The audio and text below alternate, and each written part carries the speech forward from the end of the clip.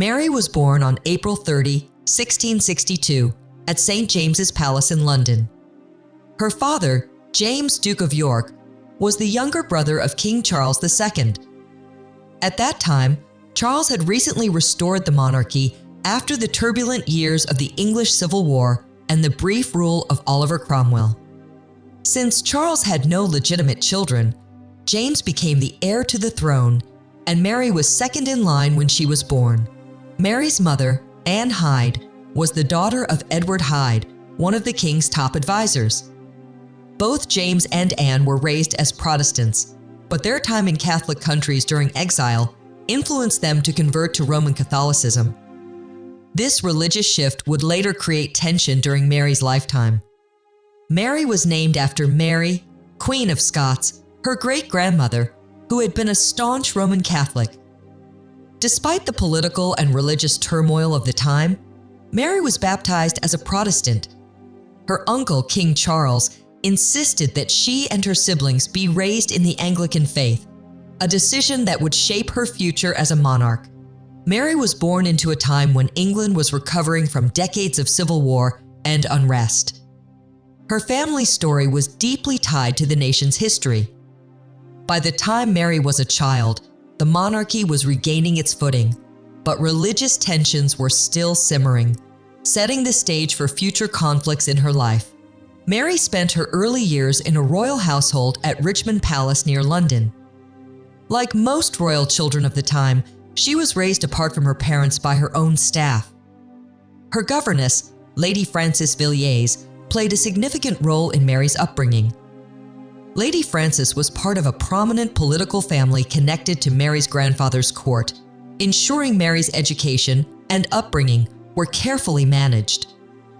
Mary received a classical education influenced by Renaissance humanism, which emphasized subjects like Greek and Roman literature. She learned to dance, play musical instruments, and speak French, a skill considered essential for European diplomacy and culture. French was becoming the preferred language among royalty, making it an important part of her studies. Although her parents converted to Catholicism, Mary remained a devout Protestant throughout her life, in line with her uncle, King Charles II's wishes. This religious upbringing distinguished her from her parents and laid the foundation for her future role in England's religious and political struggles. Mary's childhood was privileged but structured. While her education was rigorous, her upbringing also reflected the values of the Restoration era, a time of cultural revival and cautious stability in England. These formative years shaped her into a strong and principled individual, prepared for the significant challenges she would face as an adult. Mary's early life was marked by a series of devastating family tragedies. Before she was born, her parents had a son, Charles, who died of smallpox at just 7 months old. After Mary's birth, her siblings followed in quick succession, but many of them also faced untimely deaths. Her brother James was born in 1663, but died in 1667 during England's last major outbreak of the bubonic plague. Another brother, Charles, died as an infant in the same year, only weeks before James. Mary's younger sister Henrietta died at 10 months old in 1669. Tragedy struck again in 1671 when Mary's mother, Anne Hyde, passed away after a prolonged illness believed to be breast cancer. Just 10 weeks later, her brother Edgar died at 3 years old, and by the end of the year, her youngest sister, Catherine, also passed away at 10 months old. By 1671, Mary and her younger sister, Anne, were the only surviving children of their parents' 8 children. This series of losses created a strong bond between the two sisters during their early years, although their paths would diverge significantly later in life. Despite the privileges of royal life, Mary's childhood was overshadowed by these personal tragedies. Such high infant mortality rates were not uncommon in the 17th century, but the frequency and scale of losses in Mary's family were particularly severe, shaping her early experiences and resilience. At 15 years old, Mary's life took a significant turn when her marriage was arranged to William of Orange, the ruler of the Dutch Republic. William, who was 12 years older than Mary, was a central figure in European politics, especially in the ongoing rivalry between Protestant and Catholic nations. The union was orchestrated by Mary's uncle, King Charles II, who saw the marriage as a strategic alliance to strengthen ties with the Dutch against Catholic France. Mary initially resisted the marriage, reportedly crying through the ceremony on November 4, 1677, which coincided with William's 27th birthday. The ceremony was conducted by the Bishop of London, Henry Compton, a key religious figure in Mary's life. Following the wedding, the newlyweds participated in a public bedding ceremony, a common practice at the time to symbolize the consummation of the marriage. After the wedding, Mary relocated to the Dutch Republic, where she adjusted to a new life far from England. Despite the initial awkwardness, the marriage grew stronger over time, with Mary and William bonding over their shared Protestant faith and mutual sense of duty. However, their relationship was not without challenges, including rumors about William's close relationships with male companions and Mary's struggles with miscarriages. This marriage, though politically motivated, would later prove pivotal in Mary's life, as she and William became central figures in one of England's most significant political events, the Glorious Revolution. The Glorious Revolution of 1688 was a turning point in Mary's life and in British history. It began when her father, James II, who had ascended to the throne in 1685, openly favored Catholicism, sparking widespread unrest among England's Protestant majority. The tension escalated further when James and his Catholic wife, Mary of Modena, had a son in 1688, displacing Mary in the line of succession. Many Protestants feared a return to Catholic dominance in Britain. 7 influential political leaders, known as the Immortal Seven, reached out to Mary's husband, William of Orange, inviting him to intervene. They claimed James's infant son was illegitimate and urged William to seize the throne to protect Protestantism. Mary, despite her deep internal conflict about opposing her father, supported her husband's decision to act. Her loyalty to Protestantism and her sense of duty outweighed her familial ties. William assembled a powerful army and fleet and landed in England in November 1688. James's authority quickly crumbled as Protestant leaders in the army and navy refused to fight for him. By December, James fled to France, effectively abdicating the throne.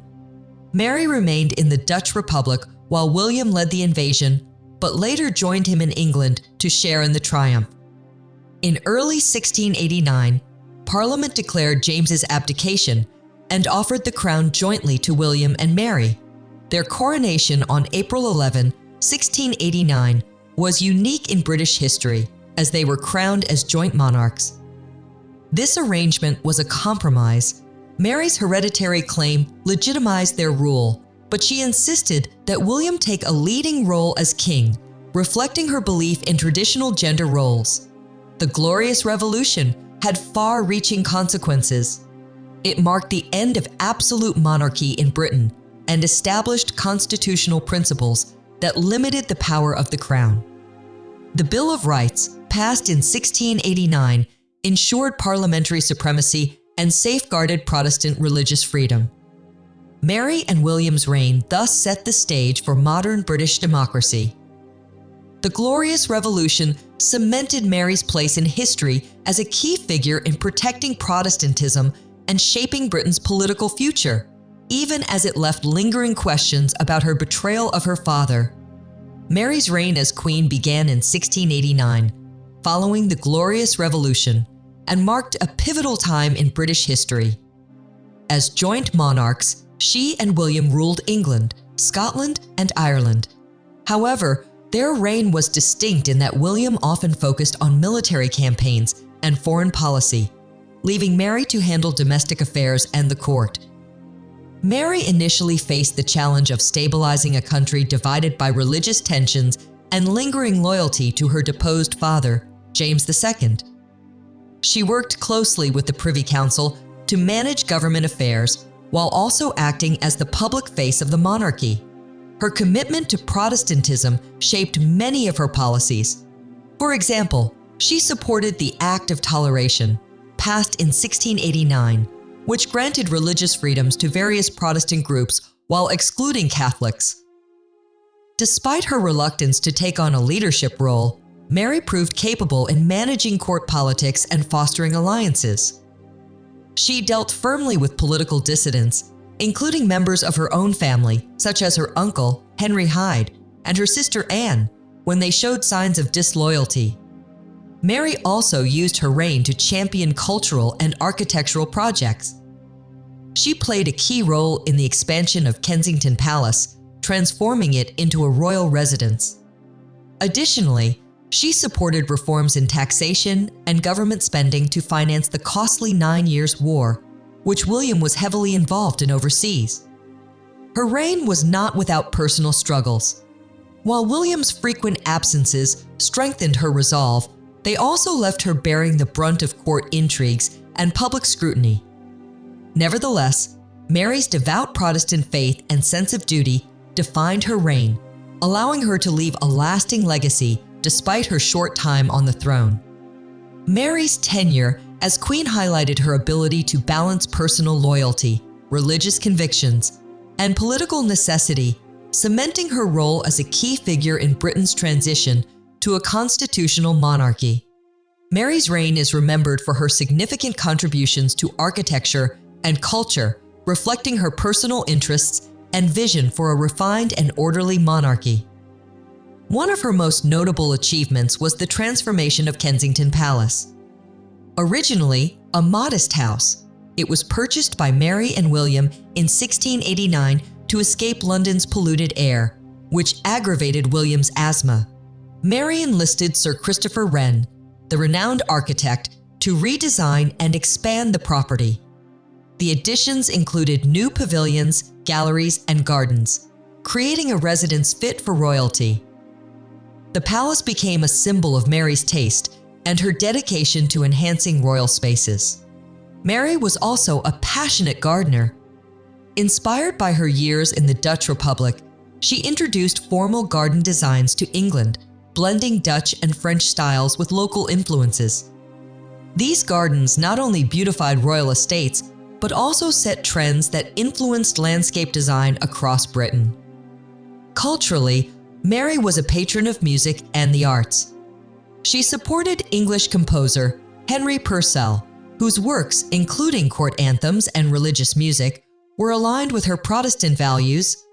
While French and Baroque influences were popular elsewhere in Europe, Mary's patronage focused on fostering distinctly English traditions. Additionally, Mary was deeply involved in promoting moral and religious reforms. She supported the Society for the Reformation of Manners, which aimed to curb public vice and encourage virtuous behavior. Her efforts reflected her belief in a pious and orderly society, shaped by her strong Protestant faith. Through her architectural projects and cultural patronage, Mary left an enduring legacy that shaped England's artistic and moral landscape. Her focus on balance, refinement, and tradition highlighted her vision for a monarchy that was both majestic and morally grounded. Mary's personal life and relationships were shaped by the unique challenges of her role as queen and her deep Protestant faith. Her marriage to William of Orange began as a political alliance but developed into a partnership built on mutual respect and shared religious convictions. Despite rumors about William's close relationships with male companions, Mary remained steadfast in her support of him, even as they faced difficulties, including her struggles with miscarriages and their inability to have children. Mary's relationships with her family were complex. She was close to her sister Anne during their childhood, but their bond deteriorated over time due to political tensions and the influence of Anne's close friend, Sarah Churchill. Mary's loyalty to William and her role as queen often required her to act firmly, even against her own family.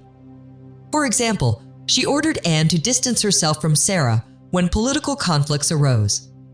Beyond her family, Mary formed meaningful friendships, such as her connection with Francis Apsley during her youth. Their correspondence, filled with literary tropes and affectionate language, has led some historians to speculate about Mary's sexuality. However, others view these writings as reflective of the cultural norms of the time rather than evidence of a romantic relationship. Mary's personal relationships were deeply influenced by her sense of duty, religious beliefs, and the challenges of her position, leaving a legacy of resilience and dedication to her role as queen. Mary's life came to a tragic and premature end when she contracted smallpox in November 1694. The disease, one of the deadliest of the early modern period, rapidly worsened her condition. Despite her initial resilience, Mary succumbed to the illness on December 28, 1694, at Kensington Palace. She was only 32 years old. Her death was particularly isolating, as her sister Anne, who was pregnant at the time and had no immunity to smallpox, was unable to visit her. Mary's funeral was delayed due to the harsh winter of 1694–95, during which the River Thames froze. Her state funeral, held on March 5, 1695, was an unprecedented event. Members of both the House of Commons and the House of Lords attended, highlighting her significance as a monarch. The ceremony was elaborate, costing £50,000, a considerable sum for the time.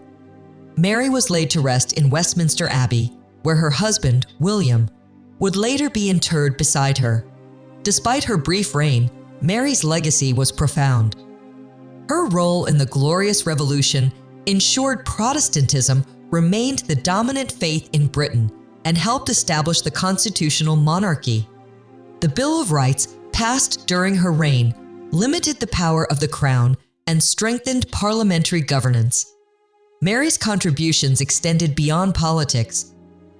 Her architectural and cultural patronage, such as the development of Kensington Palace, and her support for the Society for the Reformation of Manners, reflected her commitment to creating a refined and morally upright monarchy.